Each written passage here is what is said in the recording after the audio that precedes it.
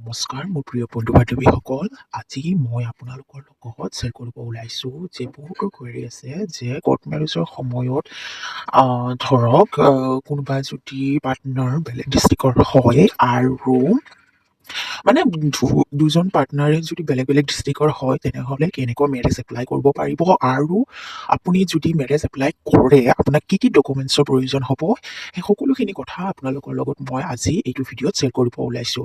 চ' court মেৰেজটো আপোনালোকৰ আজিকালি legal documents হয় যোনটো বহুতেই প্ৰয়োজনীয় হয় আৰু যোনটোৰ কাৰণে বহুত লোকে এতিয়াও যোনটো লিগেলি যোনটো যাব লাগে অকল ৰিচুৱেলটো কৰাই থৈ দিয়ে বাট যোনটো লিগেলি যাব লাগে যোনটো আপোনাৰ প্ৰুভ হ'ব লাইফ টাইমৰ কাৰণে প্ৰুভ হ'ব আপোনাৰ যোনটো ল' ৰেকৰ্ডত আপোনাৰ নামটো ভৰ্তি কৰা হ'ব আৰু আপোনাৰ যোনটো স্পাউচ হ'ব সেই তেওঁৰো একেলগে দুজনৰ নাম থাকিব যাতে ইন ফিউচাৰ আপোনালোকৰ কোনো অসুবিধা নহয়। চ' কোৰ্ট মেৰেজটো ডে টু ডে লাইফৰ কাৰণে বহুত ইম্পৰ্টেণ্ট হৈ গৈছে আৰু যদি আপোনালোকে ভাবে যদি কোৰ্ট মেৰেজ কৰাবৰ কেনে আপুনি নিজে যদি কৰাব খোজে তেনেহ'লে আপোনালোকে নিজেও কৰাব পাৰে আৰু যদি আপোনালোকে বিচাৰে যে কোনোবা এডভকেট লাগে তেনেহ'লে মোৰ লগত কণ্টেক্ট কৰিব পাৰে। চ' আহক আমি ভিডিঅ'টো ষ্টাৰ্ট কৰোঁ যে ছাপ'জ আপোনাৰ হাজবেণ্ড বেলেগ ডিষ্ট্ৰিক্টৰ হয় আৰু আপুনি বেলেগ ডিষ্ট্ৰিক্টৰ হয় তেতিয়া আপুনি কি প্ৰচেছ ফ'ল' কৰিব লাগিব। Before that I request you all please do like share and subscribe this channel and don't forget to press the bell icon to get first notification.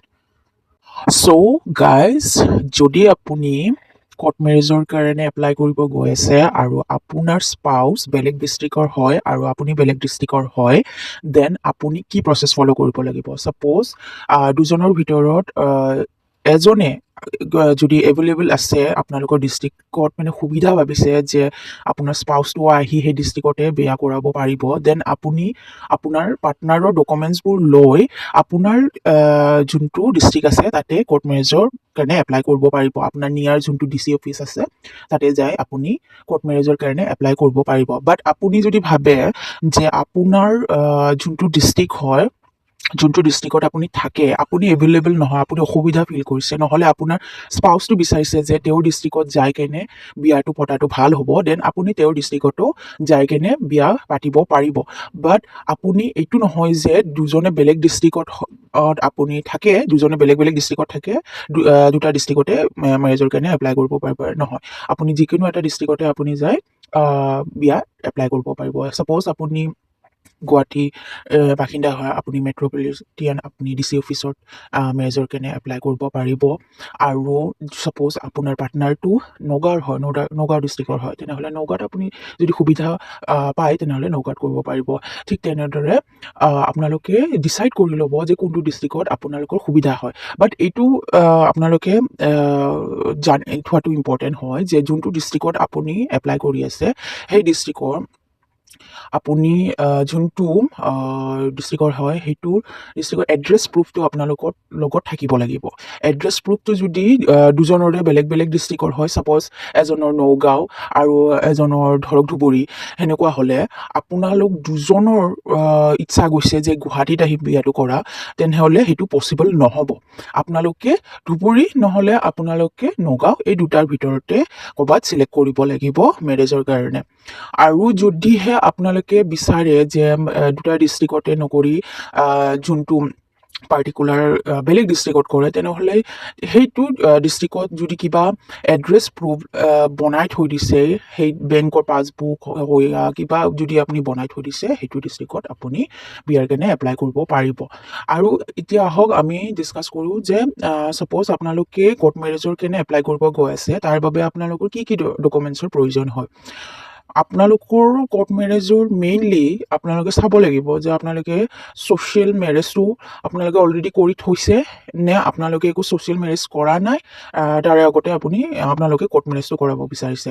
Social মেৰেজটো আপোনালোকে যদি কৰাইছে পষ্ট মেৰেজ বুলি কয় তেতিয়া court মেৰেজত যেতিয়া আপুনি কৰিব যাব তেতিয়া পষ্ট মেৰেজ বুলি কয়। তেতিয়া পষ্ট মেৰেজত যেতিয়া আপুনি এপ্লাই কৰিব যাব তেতিয়া আপোনাৰ যোনটো বিয়াৰ ইনভিটেশ্যন কাৰ্ড সেইটো লাগিব আৰু আপোনালোকৰ যোনটো দুজনৰে পেন কাৰ্ড লাগিব, আপোনাৰ আৰু আপোনাৰ স্পাউচৰ।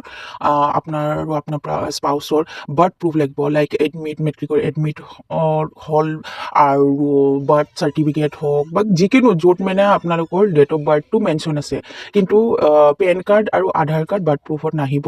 আপোনালোকে বাৰ্থ প্ৰুফৰ কাৰণে স্কুল যিকোনো ডকুমেণ্ট য'ত মানে ধৰক এইজটো মানে মেনশ্যন কৰা আছে সেইটোত আপোনালোকে দিব পাৰিব। পেন কাৰ্ড দিব লাগিব, আপোনালোকৰ বাৰ্থ প্ৰুফৰ কাৰণে ডকুমেণ্টছ দিব লাগিব। এড্ৰেছ প্ৰুফৰ কাৰণে আপোনালোকে আধাৰ কাৰ্ড দিব পাৰে, ভোটাৰ ID দিব পাৰে, বেংকৰ পাছবুক দিব পাৰে। এইবোৰ দিয়াৰ পাছত আপোনালোকে অনলাইনত যোনটো অনলাইন প্ৰচেছ হয় সেইটো যেতিয়া আপোনাৰ ডকুমেণ্টছবোৰ এপ্লাই কৰিব, দেন আপুনি যোনদিনা আপোনাৰ 1 মান্থৰ পাছত যোনটো আপোনালোকৰ ডেট পৰিব মেৰেজৰ, সেইদিনাও আপোনালোকৰ অৰিজিনেল ডকুমেণ্টছবোৰ লৈ যাব লাগিব। এড্ৰেছ প্ৰুফৰ কাৰণে ভোটাৰ ID, ভোটাৰ ID, আধাৰ কাৰ্ড, বেংকৰ পাছবুক, আৰু আপোনাৰ আইডেণ্টি প্ৰুফৰ কাৰণে পেন কাৰ্ড, আৰু এজ প্ৰুফৰ কাৰণে বাৰ্থ চাৰ্টিফিকেট, এডমিট কাৰ্ড, ইয়াৰ যিকোনো যোনটো স্কুলৰ পৰা দিয়া যায় য'ত বাৰ্থ প্ৰুফ থাকে সেইটো দিব লাগিব। আৰু পষ্ট মেৰেজৰ কাৰণে আপোনাৰ ইনভিটেশ্যন কাৰ্ডটো দিব লাগিব। আৰু ইনভিটেশ্যন কাৰ্ডটো প্ৰয়োজন নহ'ব যদি আপুনি ছ'চিয়েল মেৰেজটো আগতে কৰি থোৱা নাই। যদি ছ'চিয়েল মেৰেজটো কৰি থৈছে তেতিয়াহে আপোনালোকৰ ইনভিটেশ্যন কাৰ্ডটো দিব লাগিব। ইনভিটেশ্যন কাৰ্ডটো প্ৰয়োজন নহয় যেতিয়া আপোনালোকে ছ'চিয়েল মেৰেজটো কৰে। চ' সেইটো মেৰেজটো ইনটেণ্ডেড মেৰেজ বুলি কয়। চ' ইনটেণ্ডেড মেৰেজত আপোনাৰ আইডেণ্টি প্ৰুফৰ কাৰণে পেন কাৰ্ড, এড্ৰেছ প্ৰুফৰ কাৰণে আপোনাৰ ভোটাৰ ID, বেংকৰ পাছবুক, আধাৰ কাৰ্ড এইটো দিব পাৰে। আৰু এজ প্ৰুফৰ কাৰণে আপোনালোকক কৈছোঁ স্কুল চাৰ্টিফিকেট এণ্ড অল দিব লাগিব। চ' যেতিয়া অনলাইন প্ৰচেছ হয়, যেতিয়া আপোনালোকৰ কোৰ্ট মেৰেজৰ দিন পৰে, সেইদিনা আপোনালোকে অৰিজিনেলখিনি লৈ যাব লাগিব আৰু অনলাইনতো আপোনালোকে এইবোৰ দিব লাগিব। চ' ডেট আপোনালোকৰ কোৰ্ট মেৰেজৰ এটা ডেট পৰে, সেইবোৰ ভেৰিফিকেশ্যন অনলাইন হোৱাৰ পাছত।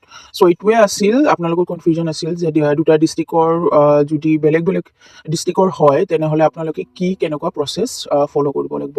হোপ আপোনালোকে এইটো ভিডিঅ' ইনফৰ্মেটিভ পাইছে। So hope you guys like this video. If you guys like this video, please do like, share and subscribe this channel, and don't forget to press the bell icon to get first notification. Thank you and God bless you all.